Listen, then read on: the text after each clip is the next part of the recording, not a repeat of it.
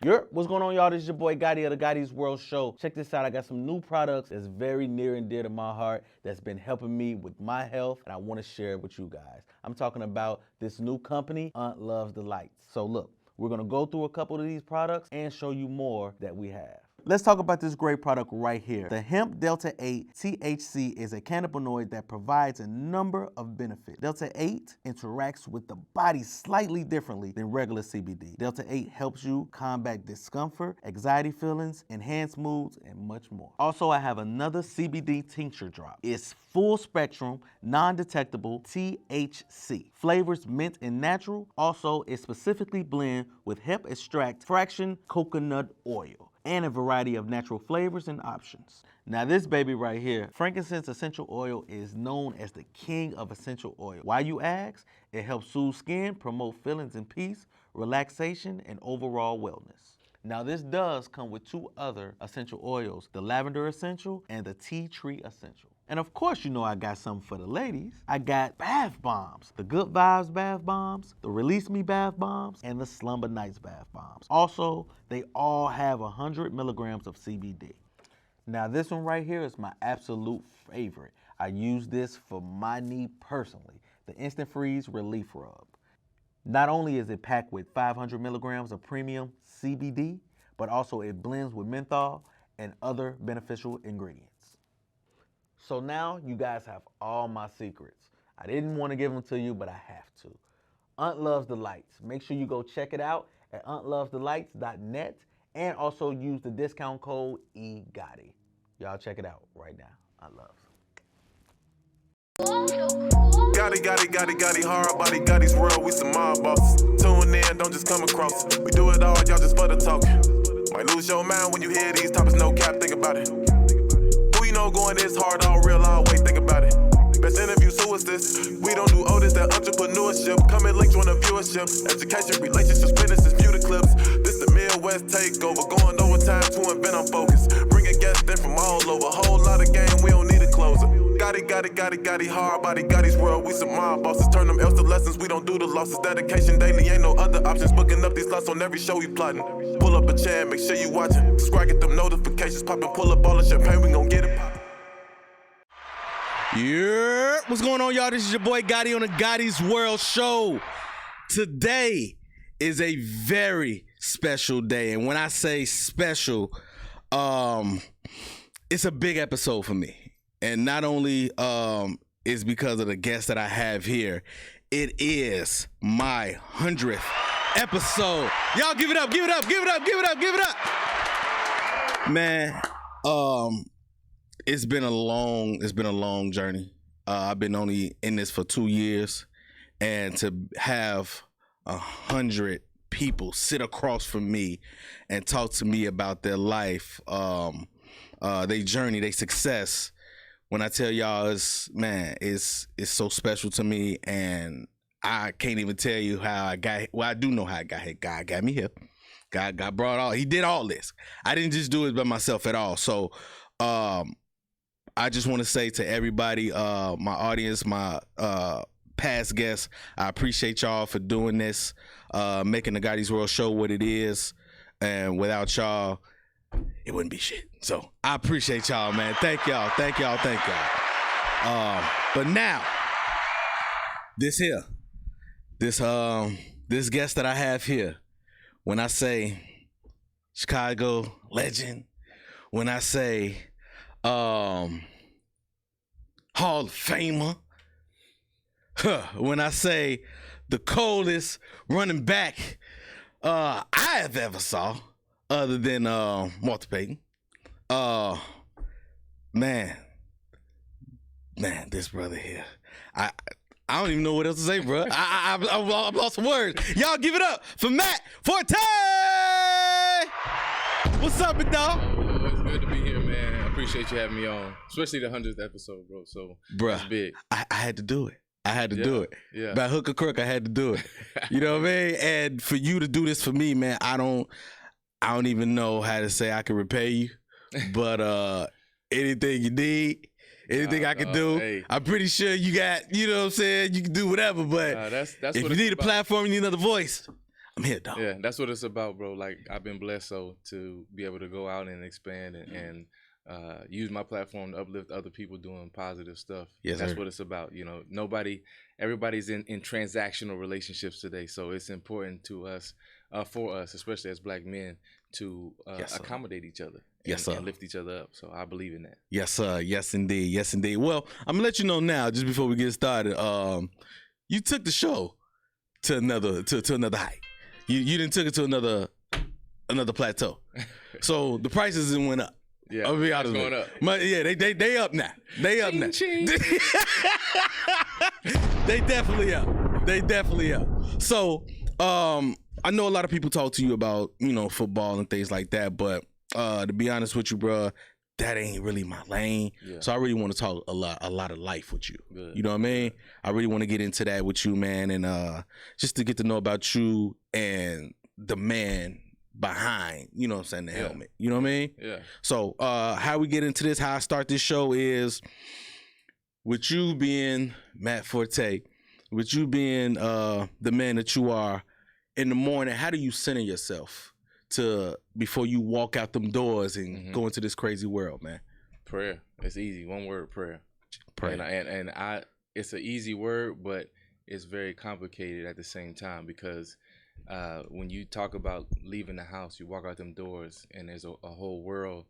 It's a dark world, first of all. That's a fact. And then as a Black man, a Black male, I mean, there's systems and things put in place to keep you down in the first place. Yes, so you sir. already got one strike against you. 2 strikes, really, because you Black and a male. So prayer, it begins there. But I say that and I want to explain that too. Break it down. Because when people say that today, I think it's been watered down. And so when you say, prayer, people just, they think it's like the old, thank you, God, and It's just a word. Protect me. It's just like a word. It's just a word. But there's power behind it. And you notice, and a lot of us have been raised up in the church, or we've heard, or from my grandmother or auntie or whoever you went to church with and stuff, and that you pray and you say in Jesus' name. Mm-hmm. But there's power behind that name, and people just water it down. But prayer, you have to be in alignment for prayer to actually work. So people don't think prayer works because they're not in alignment. They just wishing for stuff. And you know what? To be honest with you, even I even had to have a talk with my wife because she's going through a lot of things, as far as with business, trying to get things together. She don't want to fail. A lot of life things that happen, childhood things that she's working through. And I just said, man, well, the first mistake that you have done was you ain't been praying. Mm-hmm. You know what I mean? And I had to. We easily forget what we were. Yeah. And then what we at now, because we just dealing with the current. You know what I mean? Yep. So it's like, and I had to remind her, like, do you know where you came from? Yeah. You know what I mean? And I was just like, you didn't do that by yourself. Yeah. Somebody had to do it. Yeah, I dislike the term self-made man because, you may have been out there grinding on your own sometimes but you got a stepping stone somewhere. In your life, somebody's always placed something for you to reach that next level in anything that you do. Speaking specifically for me, with athletics and football, someone had to fund that. You know, someone had to buy the pads. Someone had to pay the price for me to be in an organized sport. And then also, to go into school, like I get my education for free, but someone that was earned, but the opportunity to be able to do that had to be present itself. Yeah. God presented that. You know what I'm saying? So like self-made is a term that a lot of us use out of ignorance, thinking that, we do this stuff on our own and we get it. Yeah, you grinding out there. Like when I was on the field, ain't nobody out there with me, but who gave me the talent? Not me. So, we have to be careful how we use that term, but then also when getting back to like with prayer, like, we got to understand that there's authority behind that and to be able to use it in the right way. And I say that because, like, for instance, if you talk about, I'll use a football analogy, for instance. As a player, I'm much stronger, faster, and muscular and bigger than the ref. Mm-hmm. I got a lot of power, but he has authority because he's the ref. He's operating under a system that gives him authority. So I might be able to run him over, but he can kick me out the game. That's the same thing when you're talking biblically with authority. With you got prayer, so Jesus is operating under what God is telling him to do. He submitted himself to his will, and we are to be conformed in his image. So same thing, like when you do that, when you commit your life and you align your life with what Jesus is telling you, and what God tells you, now you have power and authority behind you to walk how you're supposed to walk, how God made you to walk in that. Now, let me ask you, when was the point, do you remember that moment when you walked in your purpose? And let me ask you, did you ever feel like football was a passion or a purpose? Oh, it began as a passion. And it wasn't always like, yeah, this is my purpose in life and all that. When I was 7, I walked off the first practice field. I told my dad, who played football as well through college. Yeah. And I said, hey, I'm going to be a professional football player. He's like, yeah, all right, bro. Like, Negro, you know how much this take to make it to the pro? He was hesitant with you. Yeah, I'm 7. So, like, I want to be a superhero the next day. Who knows? You know what I'm saying? So, it takes a lot. So it was a passion at first, just like, I'm passionate about football. But when it really turned into a purpose was really like towards the end of, like the middle to the end of my NFL career. It took that long for me to realize what this platform is for. If at the end of my days, I realized that, man, I ran a football and I'm a public success, but a private failure in my life, then what have I done? You know what I'm saying? So what benefit is that? Did you ever get, and this is personal because as I've grown, a lot of things have came from this show. This is the foundation. So it brought me doing live hostings. It had me doing different private events, weddings, other little things that came about to help me grow and accrue money.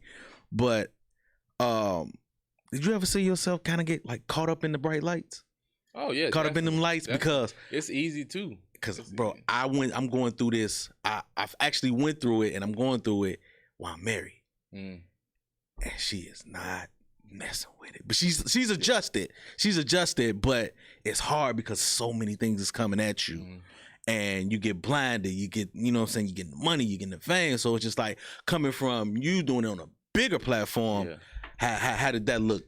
Yeah, it has, through your eyes? It has a ton of obstacles. I mean, I'm 22 years old, get drafted. I got all the money to buy whatever I want. I got access to people give you stuff for free just because, and you got the money to buy it, but they give you everything for free. And I just got a jacket for free. You know what I mean? Just a little something. Yeah. Yes, sir. Tony got me 2 sweaters. Pants. No, but it's a lot of pitfalls that come with that stuff. People want, young kids look at it. I want the money. I want the fame. I want the car, the house, and all that. But there's a lot of pitfalls that come along the way with that nobody sees. But and those things are the bright lights are shining. But the fame and all that stuff is man-made. Like that, they put that on you. And if you start believing it, you start bearing that weight, trying to walk with it. Yeah. And you're not made to incur that. We are created. We're human beings, and so the way to break this down biblically too, and in the regular human context, is that we are created beings. We aren't created to bear the weight of like a deity, like of God. Yeah. God gets all the glory. He's supposed to. Sometimes, most times, we don't give him the glory. We always pumping our chest like I did that or whatever. But when people start doing that to you, your pride starts to grow, and you start feeling yourself. Yeah. And then you start to say, well, what I need God for if I'm already getting this? The worst thing you can do is think that God is approving of your lifestyle because of your financial situation or like your success and what it looks like. The devil grants success too, just to see what you'll do with it. Talk to him, man. Talk to him. Come on now. Even when Jesus was tempted in the after he came out the wilderness, the devil said, I'll give you, he took him to the pinnacle and was like, I'll give you all these kingdoms and all this. He tried to give him material stuff. Yeah. God already owns the stuff, and he's trying to give it to him, like saying, I'll let you own this if you bow to me. But, and same thing with Judas, who betrayed Jesus. He was in charge of the money bag. Now, Jesus knows he's a shyster, but he let him be in charge of it to see what he would do with it. See what he gonna do with it. So sometimes it's a test. So sometimes it's temptation. And that's what it is. It's kind of like, okay, well, And I feel that way. That's why I feel, to be honest with you, he ain't gave me that big bag yet because he know I'm still.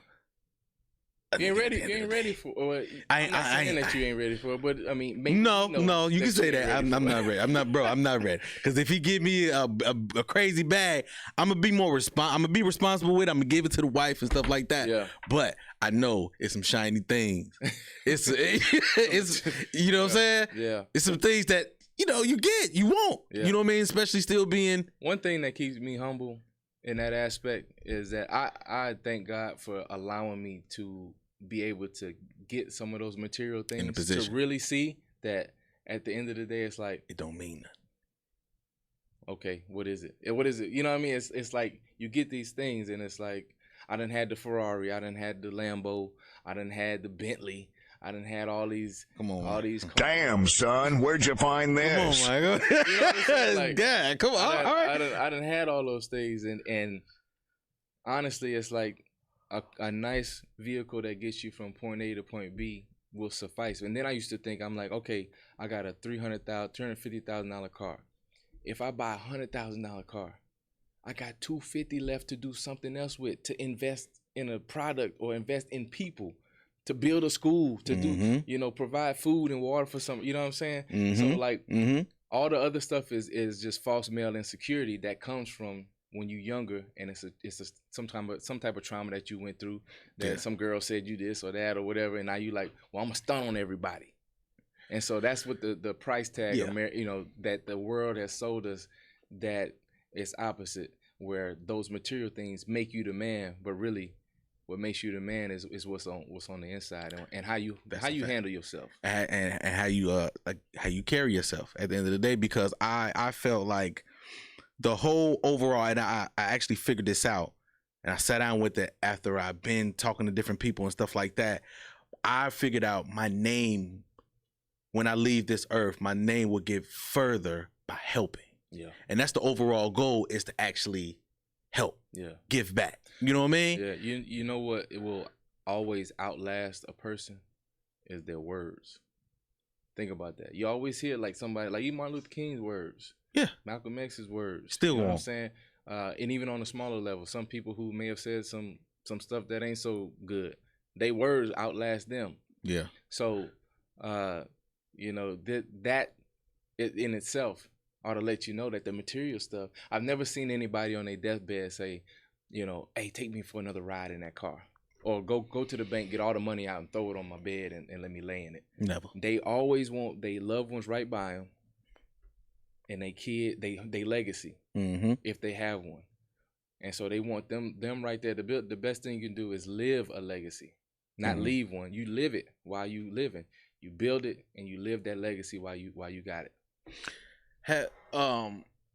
Balance, because I'm still going through all this is personal. All this is personal with me, but balance. I'm still trying to balance wife, business, more business that's coming, just myself. You know what I'm saying? Still learning myself at the end of the day as well.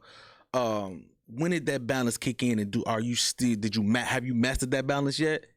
Yeah, I think that, and it's been recently. I'm 36 now, and I retired when I was 32. So that really kind of recently just came about, and it was a little bit of a different balance while playing, because you going a lot, like practice, games, recovery, all that other stuff, and like I come home and it's like I get a couple hours, I just play with the kids, have fun. Then like she there during the day, but then it came to the balance of like, man, understanding that your wife is at home all day with children. She's not having adult conversations. So she wants to, when you come home from practice, sometimes you just want to just be, I just want silence. I just want to be by myself. She has to ask questions and stuff, and not to get irritated or anything. So I had to figure out that balance of what she needed at the same time. And then, she had to figure out what I need. And so that's important, is to know, like, with business, with life in general, and then marriage, you got to know the order of what relationships, what the precedent is. Yes, sir. And it's God, and people say God, family, and then all the other stuff, but it's really God, your marriage. Yep, it's That's God, the the next wife. relationship. Yep. Yes, like sir. even over your kids. Yeah. Like they may be doing something that's like, hey, hold on. Me and your mama need to fix this. Indeed. Yes, then we indeed. can help you. Because a lot of people, they relish, and they, like, if something going wrong in the marriage, they just attach themselves to the kids or something, and they let that interrupt. But they know, they're smart. They know what's going on between the parents and everything. And even with people putting a lot of that stigma of marriage, like marriage is the highest thing. I look at it as, and this is just my personal opinion, I look at it as it's you've said the words, you've said that, made that promise to God, but also it's whatever you make it. Yeah. And the marriage is really, it's the word, but it's the promise to God, and really whatever you make it. Yeah. You have to. I mean, a lot of folks bring a lot of stuff into relationships. Yeah. And you only know as much about somebody as they reveal. You know. But that's why you got to take the steps. But you have to learn your mate. You know what I'm saying? A lot of people they learn a little bit or the most part that has been revealed to them, and then they like, yeah, this is the person. I'm good with whatever has been revealed. But you got to continue, because people change. Like, I'm not the same at 36 as I was at 26. That's a fact. Or 16. So, and that, that's 10-year increments. So, you change a lot. You got to understand and learn and continue to discover who your wife is, or your mate, or whatever. Because if you don't, then the emotional connection starts to fade. Then the physical connection starts to fade. All of that stuff leads towards basically a disaster. And that's why I had to learn her on different levels, because we understand when we went to that our counseling and stuff like that. I got to meet her where she's at, like not where we were, but where she's at now, like her business. She's a boss and stuff like that, and I'm doing this, so I'm like, like I said, this is on another show. I have to meet her there, even if I don't understand it yet. I got to meet her there in some type of way. She got to understand, like, oh, okay, let me get there for a second. But it's communication too. Yeah, it's that big communication and them hard conversations that you gotta have. Bro. Communication is funny, especially I think God did this on funny because He has a sense of humor, and like it's a fact that men use like 300-400 words a day, and women use like 1,500. But so like, how do you communicate in that? It's like, I don't know, but you have to figure it out. But also you have to value it. You know what I mean? And communicate, like being a man of the house, and people, they want that respect as a male. You don't just go in and say, yeah, this is my house and I run the house and whatever. No, you gotta walk. You gotta walk a certain walk. You gotta communicate those things too. A lot of people, out of their pride, they like, well, why I gotta tell you where I'm going? It's like, well, you ain't single no more. That's a fact. You gotta, somebody, they just care about knowing where you at. It ain't like they checking on you. It ain't that you less of a man and all that. That's something that comes with it. But you're right. There is a stigma on marriage of like it not being good or it's a bad thing. Yeah. But I'm telling you, there's nothing better. Well, this is up at the top. Coming home. Say that to a wife that love you. Say it with your chest, man. Say it with your chest. Say all that. That you are rich. People talk about being rich. You a rich man if you got a woman that love you. You ain't got to worry about behind your back doing this and doing that or whatever. You can take solace and be satisfied that you ain't got to worry about none of that. And they got a lot of people out there that's, stalking Instagrams and doing all, like, why you got to waste all your time doing all that stuff when, you can just be open and honest with the one you with. That's rich. That's truly rich, is having your family and that, building that legacy. Shatoria Woods, I love you, baby. I love you, baby. You see, hey, I'm helping him out. He helped you. No, you've been helping. Yeah, you've been helping. But if you hear this episode, well, I'm on it. You better get some. Yeah. And shout out to my wife, man. She did something very special for me, man, for this 100th episode, man. I told her, man, okay, we got to get these schedules together. I ain't really got no time. I got to go to work after this. Woo, woo. So I just got to get the interview. And she said she knew this was a special moment for me. So when I went to the car to actually come to the place, man, she had this sitting in my car. She got me a card. And she know I love wrestling, so she gave me my championship belt. You know what I mean? So shout out to the wife, man. Shout out to the wife. I love you, baby. Thank you so much. Thank you so much. The business, your foundation. With you being, in the public figure that you are, and with your talents, was it hard for you to find a way to give back? No, it wasn't hard, because I think I was the God made me that way, to where I know where my blessings come from, and then the heart to want to give back to others that look like me, that come from where I come from, and like all of that. So I don't think it was hard, but also when I mean, I'm sorry to cut you off, but what I mean by that is, like, I know you do more than just passing out turkeys, things like that. You know what I mean? Just the outside, you really out there. You hitting the streets, you hitting these blocks, and you really giving back to these kids. You know what I mean? Talking to them, sitting down, having conversations with them, taking that time out instead of just giving. Yeah, I think it was important for me, because in everything I do, I approach it the same way that I did professional sports. Okay. When I was, when I wanted to be a running back, a professional running back, I didn't want to be just an average dude who, you play on Sundays, but you wanted a group, one of the many. I wanted to be one of the few. You know what I'm saying? Because there's a group of running backs, like teams do it all the time. Like, you can get anybody to go run the ball, but then there's that one dude who can do it all. So in my foundation life, or giving back, and my off the field life, why not approach it the same way, where a lot of people start foundations and they do an event on Thanksgiving and Christmas. They give away turkeys, ground level, and they do that, that 1 or 2 events a year.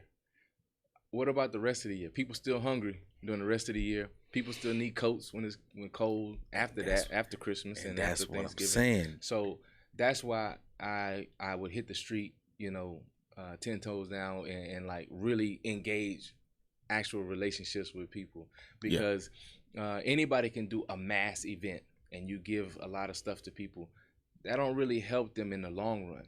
Now, if you engage a young man at the age of, that critical age of 8 to 15, 8 to 18 or whatever, and you really point him in the right direction, that can change the path of his life and his generation, or his family. You know what I'm saying? Because then I like to teach them that once you become successful, and I ask them, what you gonna do once you become successful? You gonna leave and never come back, or you gonna come give back to these same kids that look just like you coming up in the neighborhood? Now, I do have a little thing with that, because these artists and things like that, they do have, they get into a lot of trouble when they come back home. So that's why some do leave. Yeah. And to be honest with, I had a conversation with my boy Will from Envion. Shout out Will.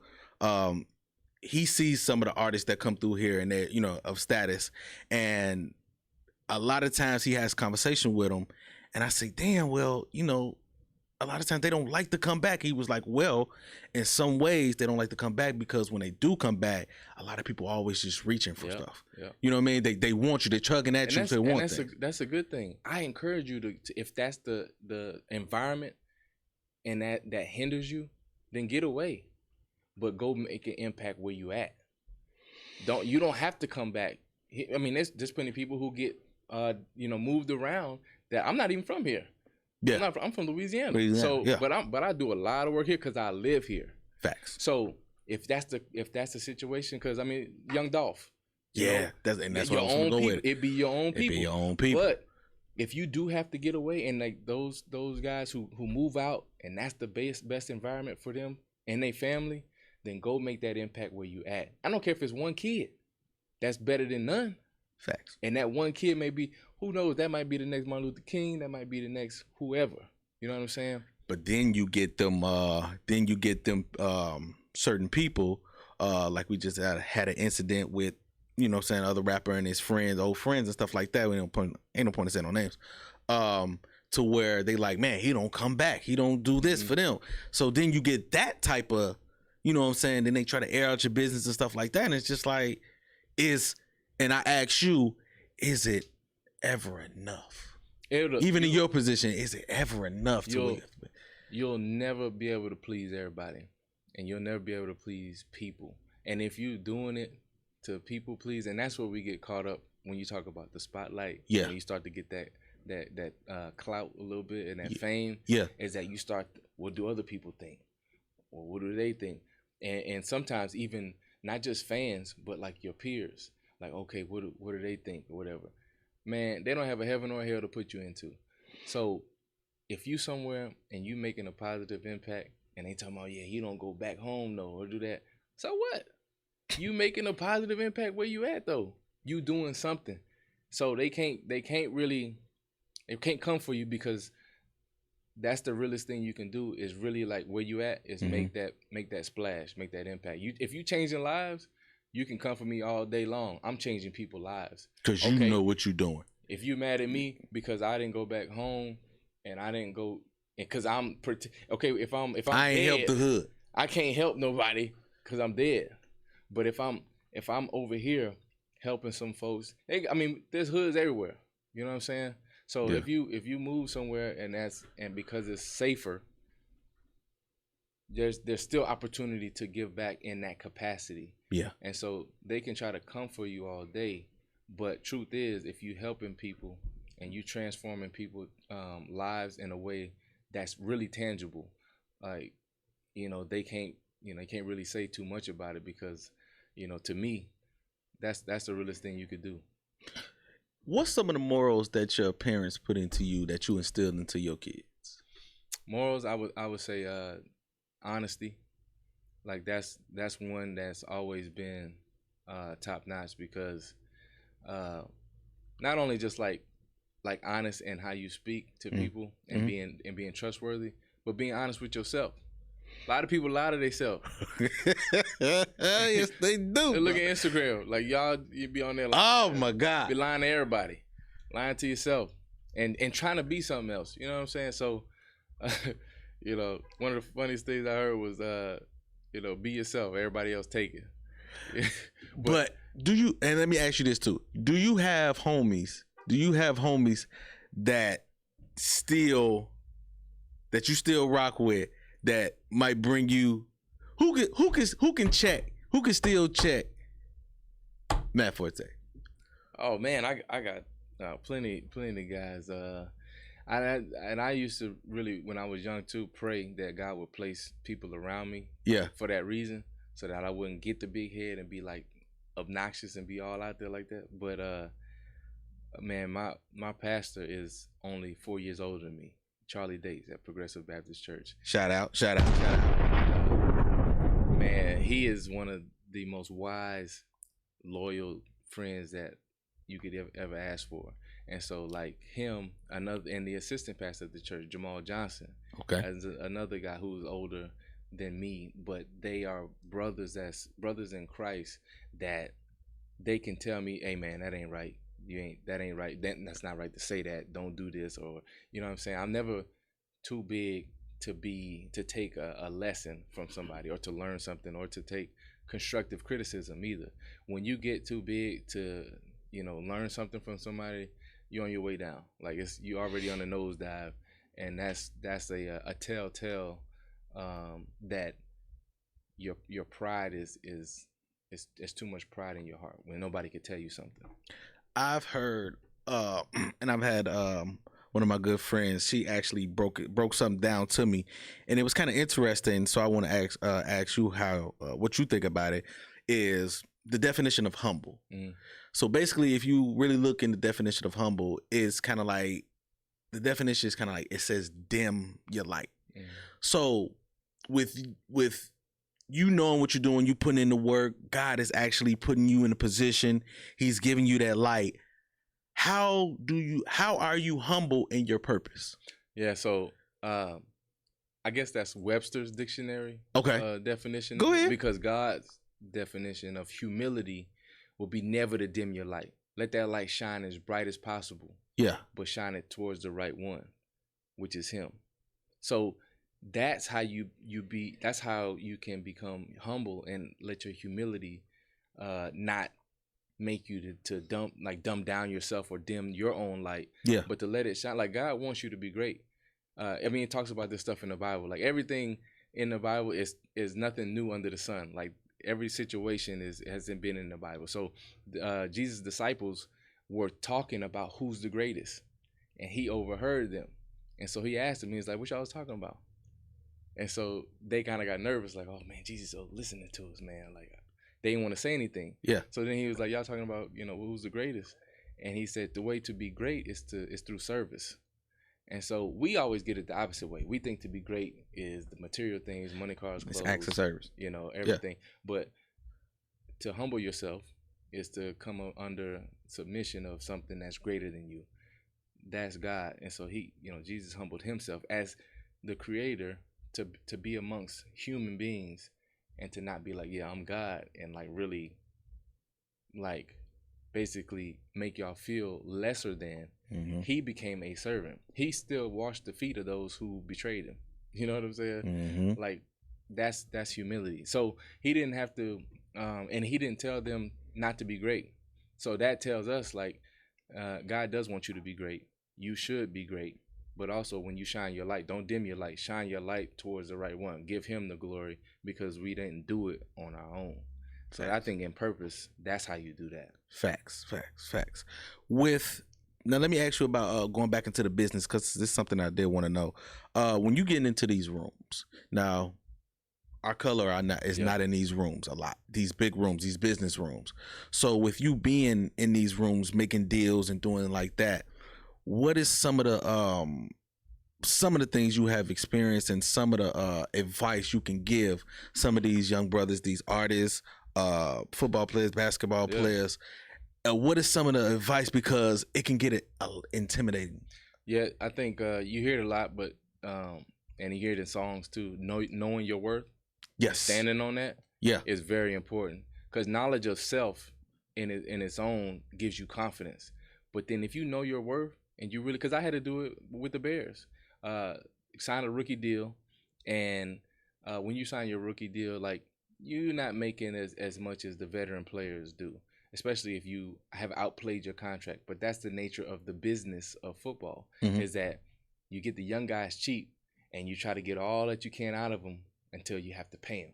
And if you have to pay him, if he's one of those parts or pieces to the puzzle that you just can't live without, then you go ahead and slide him some money. We're going to give you a hard time first, especially if you black. We gonna, and if you a black dude who's humble, like if you act crazy and like you know and you wild or whatever, they'll throw you $100 million because they want to see you blow up. Yeah, because really it's gonna end you. But if you got your head on right, they're gonna give you a very hard time to get it. And so my last year in my contract, I had a 4-year contract. The Bears, we went in negotiation. I never held out of camp or nothing like that. I stayed true to what I signed on the deal, and I'm like, if I underperform, you guys cut me. That's how the nature of the business is with anybody. If you're not performing, you get released. Yes, that's in any job. Fact. But if you are outperforming, you get compensated on that level. The bonuses and all that other stuff, right? Yeah. They didn't want to compensate me. So, but that's their leverage because they don't have to, and you got to know that's the nature of the business. So my last year on that first contract, I'm leading the league in rushing. I'm leading the NFL in rushing, and the punter is making more money than me. And so I'm looking like, and this is a lesson that God, I think, was teaching me to continue to humble me because I'm in the NFL. I can kind of buy what I want. I'm thinking I'm the greatest thing or whatever. And he's like, yeah. You good, but you're not greater than me. So keep understand what this is. Head down, keep working hard, because a lot of times you do see when guys get paid, they fall off. They start working as hard too. But it's important to know. So knowing your worth. But in the end of the story of that, let me continue. Was that I ended up getting franchised, and I stood my ground on them, and it took 6 months of negotiation with my agent and myself to get to the point where they had to pay what I was worth, and I still gave them a discount. So you basically saying like get the knowledge. Yeah. Because a lot of people, we just want to go through the motions, especially when we're in poverty. We have some that's in poverty and they throw a big amount of money, they grab it. Grab, yeah. You know what I mean? It's a quick grab. Just know that if they throw that first number out there, you worth probably 3 times as much as that. Yeah. The first thing they offered me was a $6 million contract. Well, man, that ain't too. No, but I'm talking about this is football. This is football. Good though. brother. That ain't too shabby, my brother. I know, but this is professional football. But I know I'm sitting here. So Adrian Peterson is making $10 million a year, and y'all offer me 6, all out of for 4 years, 6, and he makes 10. And you look at the stats. There's Adrian Peterson. I think at the time it was Chris Johnson, and then me, and they both make 10. Oh, I gotta be 8. I gotta be 8 or 9. 8 and there. Okay, I get you. I get you know that. what I'm saying? I get that. So you gotta know where you land too, and know your worth in that aspect. So with that being said, in college I majored in finance. Okay. And I did that because I've always been good with numbers, but I wanted to go into a lane that it's not a fad. Money never just is not cool anymore. Yeah. Right? Yeah. So I wanted to do something and major in something that had longevity out of it.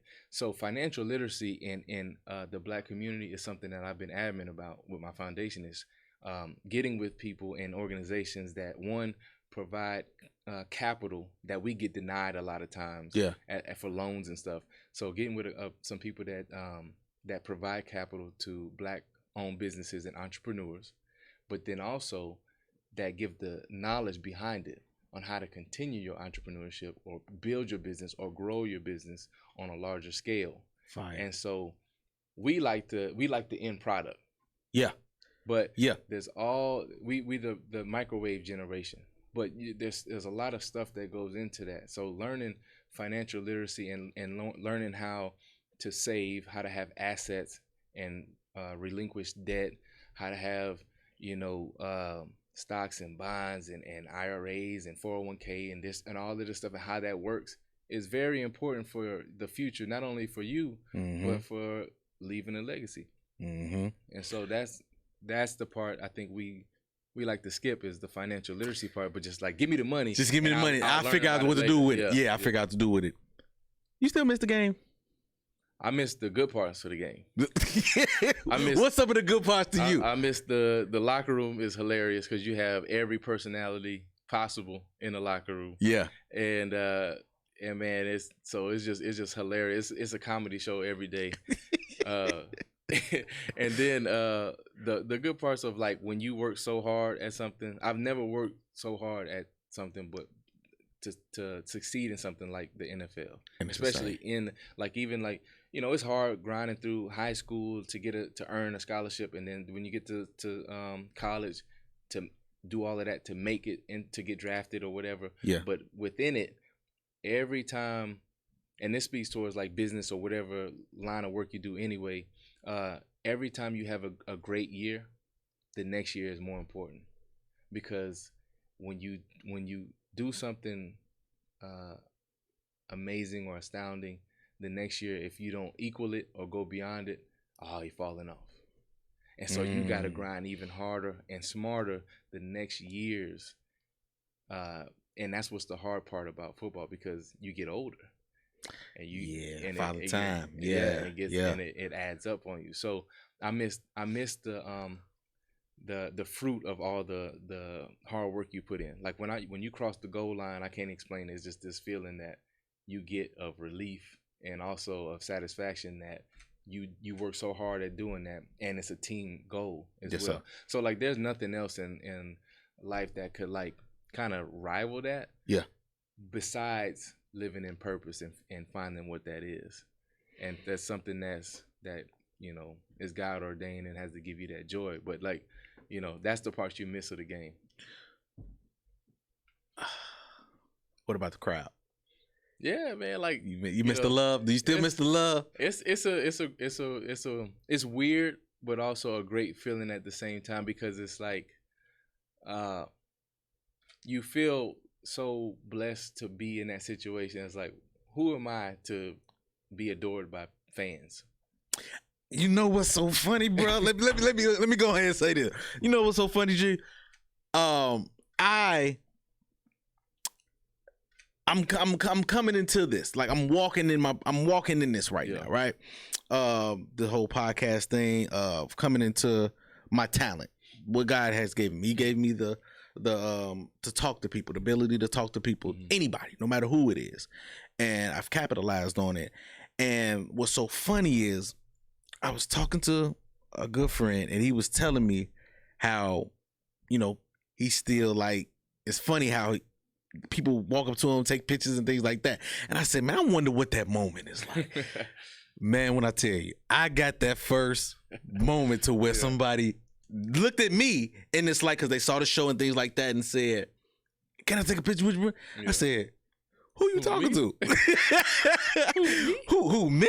So do you that aspect? And I know it still happened to you, but is it still surreal to you to where it's like they still love me, they still, you know what I'm saying? I had to process it growing up and like coming into, you know, fame, because I'm anti-celebrity. Like I hate that.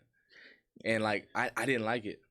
And then I had to see like it's an opportunity to help people in a different way. In a different way. You know what I'm saying? Yeah. Like, you know, I don't want folks to idolize me, so to speak, where you become such a, you know, an idol to them. But if they can glean something from how I live my life, then that benefits them in a different way.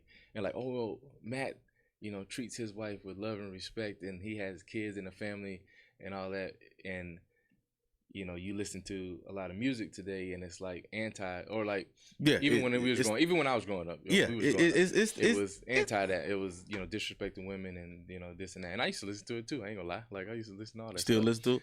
Nah, man, I didn't change, bro. Like no rapper? I listen to Christian rappers, bro, and there's a bunch of them. I got to put you on too. No. Hold on, because the good brother Black Mike just put me. He put me on to something, and he said that you would love to hear this. So let me go ahead and play this right quick. Oh, that's D1. Yeah, the good brother said that you would dig real. it. They just say that they do. Now people don't want that real, and I'm one of them too. I'm so easily entertained by ratchet activity, violent negative imagery always seem to interest me. I tell myself no more music glorifying evil, selling drugs, womanizing, killing our people. Then I hear a song with a tight beat and can't deny it. The hook is catchy, so I subconsciously memorize it.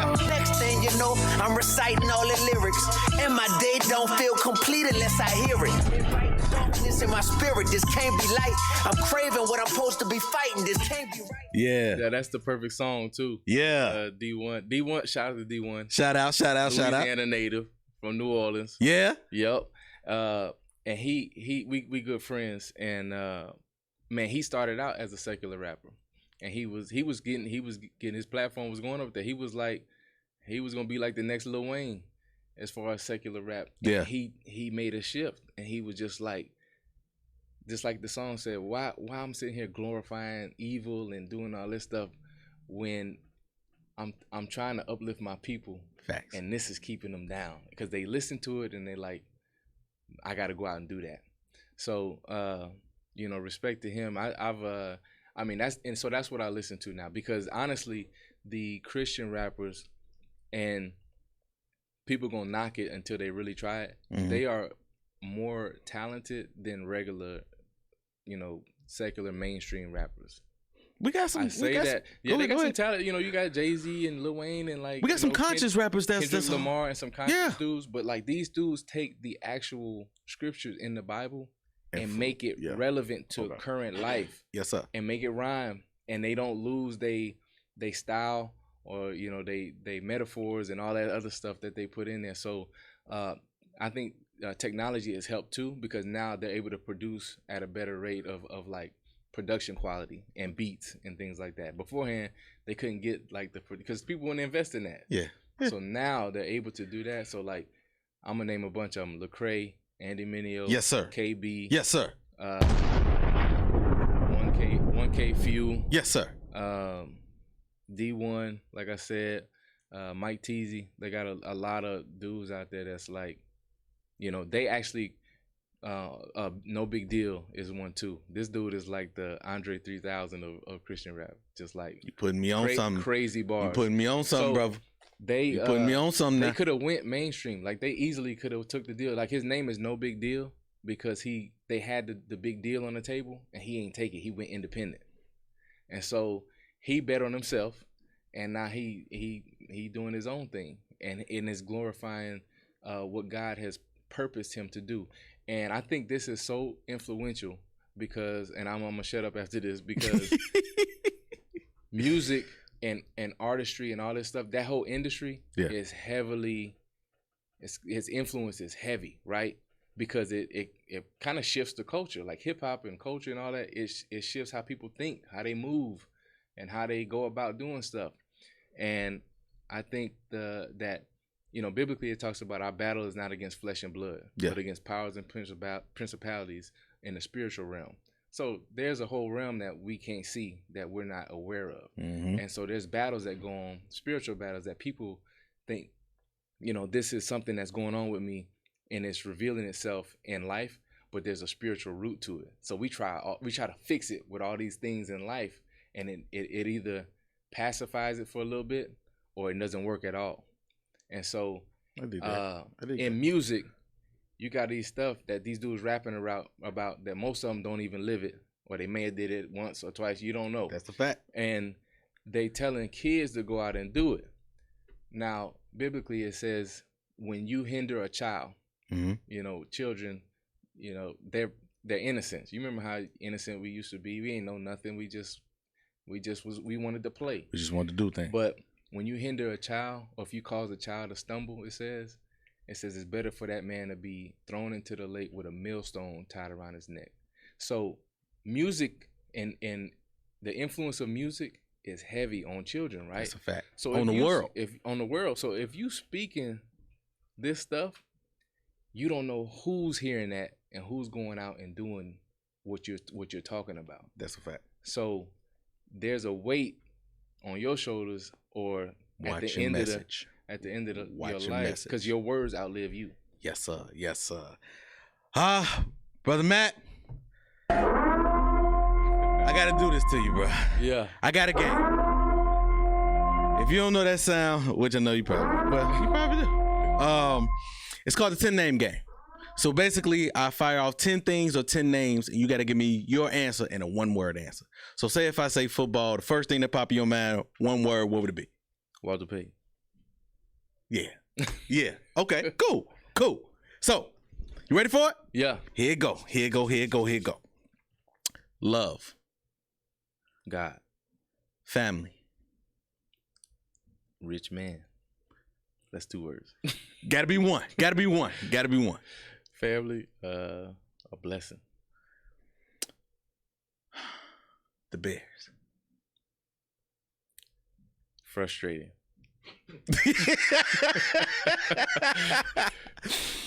Okay. Black Mike the Barber. Coldest. what you about to say? The coldest barber in the game. I'll let you get away with it.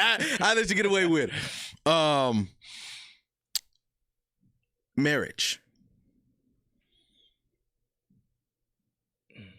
Let me see. I'm gonna get paid for this one day, man. I know. Go ahead, bro. Marriage, because I already used blessing and all that, so I'm trying to dig deep. Good. You gotta dig deep. Eternal. Okay. I'll use that. I'll take that. Your parents.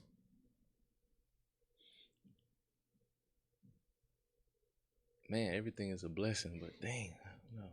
That's my parents. I'd say thankful or grateful. The youth. Oh man, in trouble. Chicago. It's beautiful in its own way, but you got a lot of work to do. A lot of work. Yeah. But yes, sir.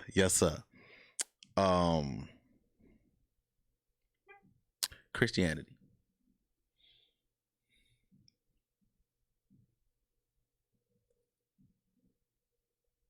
See, it's hard for one word. That's the point. That's the point of the game, man. That's the point of the game, bro.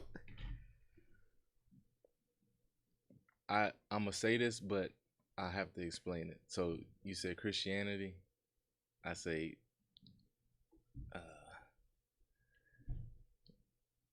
I was gonna say hypocrisy, but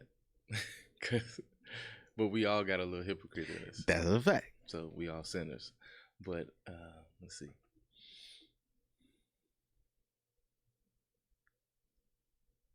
I don't know. That one's hard, bro. Okay, no problem.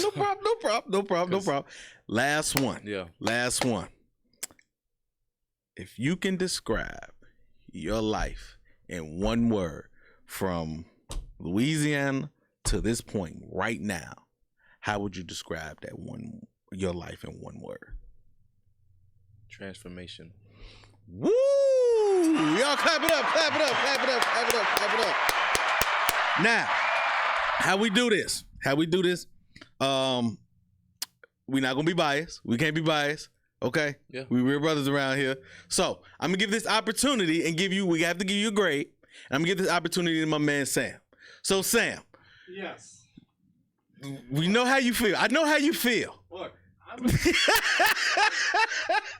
I'm sorry, Mr. Forte. I used to want to play football like you, so you got to give him a grade on the games. Then. Right. Can't be biased. To be honest, I will say, because we had one answer that we were like, we don't know. I'll say A-. How about that? A-? Yeah, just to be fair. Yeah, just okay. To eliminate the bias. All right, we gonna do this again. Brother Mike, what grade would you give Brother Forte on the game? A+. Okay. And I gotta give you my grade too. You missed one. Yeah. I wanted that one, but you missed one. So I gotta give you an A-. Gotcha. I gotta give you an A-, my brother. It's all good. Still A. I appreciate you for doing this. No doubt. You don't even know what you've done for me. Like I said, this ain't been an easy road. A lot of people played a part in me getting to this point, getting to this journey of my life, my career. God played the biggest part, but a lot of other people have played a part. Will, Envion, Sam, Black Mike, my beautiful wife, my kids, they took the time and patience with me. And all the guests that's been here, and for you to stamp this moment for me, brother, you don't even know. I appreciate you, man. Hey, no doubt, bro. I appreciate you. Man, keep doing what you're doing. Yes, with sir. This platform. Yes, sir. Man. I hope you enjoyed it. Like we talked about on the show, man, just stay in alignment, bro. Walking in the purpose that he's got for you, and he gonna continue to grow it. You know what I mean? And as long as you continue to be ready for it, he gonna keep putting more weight on there. Put more weight. It's like you in the gym. Yes, sir. If you're ready for it, you're gonna put more weight on it. How I end this episode, man. Thank you, God, for before I end it, I got one thing I just need to ask you. Just one thing. I don't need no follows or nothing. Can you give my brother Sam a picture? Yeah. He want a picture with you. Can you get that? I got this. Hey. I'm here. Okay, cool. Yeah. How I end this episode. Thank you, God, for this 100th episode. Thank you, God, for even putting me in this position. Thank you, God, for this beautiful brother in front of me. I appreciate you. Thank you, God, Black Mike, for putting this together. Thank you, my brother. You don't even know what you've done. Will, thank you, my brother. I appreciate you, man. Damn, I'm getting a little emotional, man. Sam, thank you, man. Envion Studios, this is the home to where everything is it's been one. So Hey. Bro, not a lot of people get here. I know. Not a lot of people get here. So for me to get here, man, it's special. And who the fuck cries in front of Matt Forte, bro? This is the Gotti's World Show, man. We out of here, man. Yeah. Gotti, hard body, Gotti's World. We some mob bosses. Tune in, don't just come across. We do it all, y'all just for the talk. Might lose your mind when you hear these topics, no cap, think about it. Who you know going this hard, all real, all wait, think about it. Best interview, so is this. We don't do Otis, that entrepreneur. entrepreneurship. Come and link, join the viewership. Education, relationships, businesses, view the clips. This the Midwest takeover. Going overtime to invent on focus. Bringing guests in from all over. Whole lot of game, we don't need a closer. Gotti, hard body, Gotti's world. We some mob bosses. Turn them L's to lessons. We don't do the losses. Dedication daily, ain't no other options. Booking up these slots on every show we plotting. Pull up a chair, make sure you watching. Subscribe, get them notifications popping. Pull up all the champagne, we gon' get it poppin'.